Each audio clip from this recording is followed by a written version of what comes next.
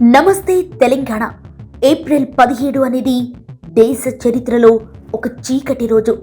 70 కోట్ల మంది మహిళల ఆశ మీద కాంగ్రెస్ దాని ఇండి కూటమి పార్టీలు నీళ్లు చల్లినాయి. అబద్ధపు మాటలు చెప్పి లేనిపోని కుట్రలు చేసి మహిళా రిజర్వేషన్ బిల్లును, డీలిమిటేషన్ బిల్లును పార్లమెంటులో అడ్డుకున్నాయి. ఇది మహిళా ద్రోహం కాదా? ఇది దక్షిణాది ప్రజలకు చేసిన వెన్నుపోటు కాదా? అసలు పార్లమెంటులో ఏం జరిగింది? కాంగ్రెస్, రేవంత్ రెడ్డి, రాహుల్ గాంధీలు కలిసి చేసిన ఆ చారిత్రక తప్పిదమేంటో ఇవాళ పూసగుచ్చినట్లు మాట్లాడుకుందాం.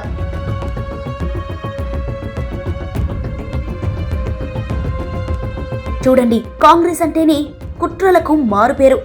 ఇవాళ మహిళా బిల్లును అడ్డుకోవడం వాళ్లకు కొత్తేం కాదు. 1996లో దేవేగౌడ గారు ప్రధానిగా ఉన్నప్పుడు అడ్డుకున్నది వీళ్లే. 98, 99, 2002, 2003లో వాజ్పేయి గారు బిల్లు తెస్తే చించి స్పీకర్ మీద వేసిన చరిత్ర వీళ్లదే. 2010లో మన్మోహన్ సింగ్ గారు బిల్లు పెడితే సమాజ్వాదీ, ఆర్జేడీలను ఉసిగొలిపి వెనక నుంచి గోతులు తవ్వింది కూడా ఇదే కాంగ్రెస్ పార్టీ. మొన్న 2023లో మోదీ గారు బిల్లు తెస్తే తప్పక మద్దతిచ్చి తీరా అమలు చేసే సమయం వచ్చేసరికి మళ్లీ తమ అసలు నైజాన్ని బయట పెట్టుకున్నారు. మేం గిల్లినట్లు చేస్తాం, మీరు ఏడ్చినట్లు చేయండి అన్నట్టుగా ఇండి కూటమి డ్రామాలాడుతోంది. ఇవాళ 70 కోట్ల మంది మహిళలు, 30 కోట్ల మంది దక్షిణాది ప్రజలు వీళ్లను క్షమించరు. ఇక మన తెలంగాణ ముఖ్యమంత్రి రేవంత్ రెడ్డి గారు పొద్దున్న లేస్తే సౌత్ నార్త్ అంటూ విషం చిమ్ముతున్నారు. జనాభా ప్రాతిపదికన కాదు, జిఎస్డిపి ప్రాతిపదికన సీట్లు ఉండాలంటూ ప్రపంచంలో ఎక్కడా లేని హైబ్రిడ్ మోడల్ తీసుకొచ్చి ప్రజలను మభ్యపెడుతున్నారు. ఇది పక్కాగా రాహుల్ గాంధీ డైరెక్షన్లో జరుగుతున్న దేశ వ్యతిరేక కుట్ర. రాహుల్ గాంధీ గారైతే బాధ్యతాయుతమైన విపక్ష నేతగా ఉండాల్సింది పోయి సర్జికల్ స్ట్రైక్స్ మీద, సైన్యం మీద తప్పుడు వ్యాఖ్యలు చేస్తూ దేశాన్ని అవమానిస్తున్నారు. రోజు రోజుకు ఓటమి భయంతో కుంగిపోతూ దేశ ప్రజల భవిష్యత్తును అంధకారం చేస్తున్నారు. అసదుద్దీన్ ఓవైసీ కళ్లల్లో ఆనందం చూడటానికే రేవంత్ రెడ్డి, రాహుల్ గాంధీలు ఈ బిల్లును అడ్డుకున్నారని కేంద్ర మంత్రి కిషన్ రెడ్డి గారు కుండబద్దలు కొట్టారు. కాంగ్రెస్ పార్టీకి మార్గదర్శకుడు తెలంగాణలో, కాంగ్రెస్ పార్టీకి అత్యంత సన్నిహితుడైనటువంటి అసదుద్దీన్ ఓవైసీ, ఆయన కళ్ళలో ఆనందం చూడడం కోసం రేవంత్ రెడ్డి, రాహుల్ గాంధీ ఈ యొక్క బిల్లును అడ్డుకోవడం జరిగింది. 30 కోట్ల మంది దక్షిణ భారతదేశానికి సంబంధించినటువంటి ప్రజల యొక్క ఆకాంక్షలకు మరి రోజు అన్యాయం చేయడం జరిగింది. అసదుద్దీన్ ఓవైసీ కళ్ళలో సంతోషం చూడడం కోసము 70 కోట్ల మంది మహిళల కళ్ళలో ఈరోజు మట్టి కొట్టారని, మహిళల ఆత్మగౌరవాన్ని రాహుల్ గాంధీ, రేవంత్ రెడ్డి వాళ్ళ మిత్రపక్షాలు అసదుద్దీన్ ఓవైసీకి తాకట్టు పెట్టారు.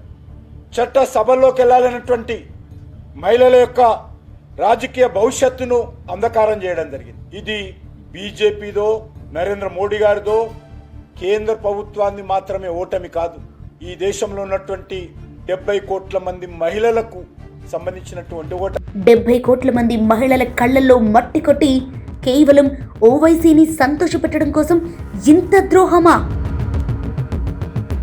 రేవంత్ రెడ్డి ప్రశ్నిస్తున్నాడు, బీజేపీలో మహిళా అధ్యక్షులను చేశారా అని.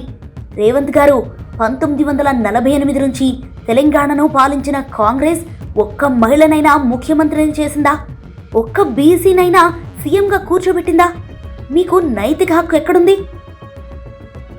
పార్లమెంటులో హోంమంత్రి అమిత్ షా గారు క్లియర్గా చెప్పారు, ఈ బిల్లు వల్ల దక్షిణాదికి అన్యాయం జరగదు, పైగా లాభమే అని.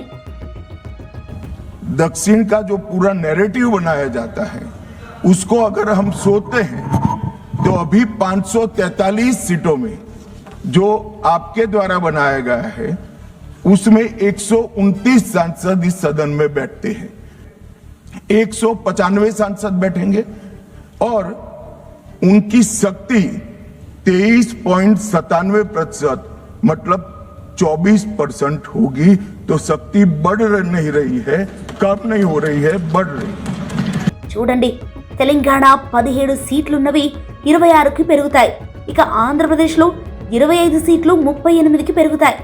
కర్ణాటక 28 నుంచి 42కి, తమిళనాడు 39 నుంచి 59కి పెరుగుతాయి. ఇంత క్లియర్గా 50% సీట్లు పెరుగుతాయని కేంద్రం మొత్తుకుంటున్నా కాంగ్రెస్ డిఎంకేలు నల్ల జెండాలతో నిరసనలు తెలుపుతూ ఈ బంగారు అవకాశాన్ని కాలదన్నారు. జయప్రకాష్ నారాయణ్ గారు కూడా చెప్పారు, ఈ బిల్లును అడ్డుకోవటం వల్ల భవిష్యత్తులో దక్షిణాది రాష్ట్రాలు భారీ రాజకీయ నష్టాన్ని చవిచూస్తాయని. మీరు సిద్ధంగా ఉంటే ఈ బిల్లు విషయంలో మద్దతు ఇవ్వడానికి ఇప్పటికిప్పుడు 1 గంట వాయిదా వేసి సవరణ సిద్ధంగా ఉంది, ప్రతి రాష్ట్రానికి సంఖ్య ఎంతో నిర్దేశించేది రాజ్యాంగ సవరణ రూపంలో, దాన్ని పార్లమెంట్ ముందు పెడతానన్నారు. గొప్ప అవకాశం. మనం మొహమ్మద్ కోపంతో ముక్కును కోసుకున్నాం. మనకున్న సంఖ్యాబలం తగ్గకుండా, మనకున్న ఈ పార్లమెంట్లో మనకున్నటువంటి వాణి ప్రభావం తగ్గకుండా, మనకున్నటువంటి ఆ శాతం తగ్గకుండా, జనాభా తగ్గినా కూడా మరి దేశంలో పెద్ద గడ్డు సమస్య రాజకీయంగా అనుకున్న దాని పరిష్కారానికి వాళ్ళే ఉదారంగా ముందుకు వచ్చారు. ఉదారంగా గిఫ్ట్ హార్స్, ఎవరన్నా మనకి బహుమానంగా గుర్రాన్ని ఇస్తే గుర్రం పళ్ళు లెక్కెట్టరు. గుర్రం పళ్ళు లెక్కెడితే నేను ఆరోగ్యంగా ఉందో వయసుని చెప్తాడు. బహుమానంగా ఇచ్చాడయ్యా, దాన్ని మళ్ళీ చూడకూడదు, సిరిరా మోకాలు అడ్డు పెట్టకూడదు. కాబట్టి ఒక సువర్ణ అవకాశాన్ని మనం కోల్పోయాం దక్షిణాది రాష్ట్రాలు. ఎందుకంటే సమస్య పరిష్కారం అయిందని మనం దగ్గర గంతేసాం. కాబట్టి స్వల్పమైన రాజకీయ కారణాలుగా మొహమ్మద్ కోపంతో ముక్కును కోసుకోవటం ఇది. మీకు ఒక పార్టీ అంటే, ఒక ప్రధానమంత్రి అంటే, ఒక మంత్రి అంటే, ఒక పార్టీ నాయకులు అంటే ఇష్టం ఉండొచ్చు, లేకపోవచ్చు, అది వేరే విషయం. ప్రజల ప్రయోజనాల విషయంలో వాళ్ళ మీద కోపంతో ప్రయోజనాలు బలిపెట్టకూడదు. పూర్వకాలం పంచాయతీ రాజకీయాలు ఇట్లా ఉండే. మీరు సర్పంచ్గా ఉన్నంతకాలం ఊళ్ళో మంచి జరగడానికి వెళ్ళేది, నేను ఉన్నంతకాలం మీరు జరగనివారు, ఇద్దరు నాశనం చేసేవాళ్ళు. ఇది రాజకీయం కాదు, ఇది వినాశనం. కాబట్టి గొప్ప అవకాశాన్ని కీలకమైన పార్టీలు, ప్రతిపక్షంలో ఉన్న పార్టీలు కానీ, దక్షిణాది పార్టీలు కానీ నా దృష్టిలో జారబెట్టుకుని నిర్దిష్టంగా కనిపిస్తారు మన కళ్ళకి. జనాభా ప్రాతిపదికన డీలిమిటేషన్ జరిగితే సీట్లు తగ్గుతాయన్న భయం ఉన్నప్పుడు మోదీ గారు తీసుకొచ్చిన ఈ 50% సీట్ల పెంపుదల వరప్రసాదం లాంటిది. దాన్ని కూడా కాంగ్రెస్ అడ్డుకుంటుందంటే వీళ్ళ దక్షిణాది అభివృద్ధిని కోరుకుంటున్నారా లేక నాశనాన్ని కోరుకుంటున్నారా? భారతీయ జనతా పార్టీ ఊరుకోదు. ప్రధాని నరేంద్ర మోదీ గారి నాయకత్వంలో మేం మహిళల దగ్గరకు వెళతాం. ఇంటింటికి వెళ్లి కాంగ్రెస్ చేసిన కుట్రలను ఎండగడతాం.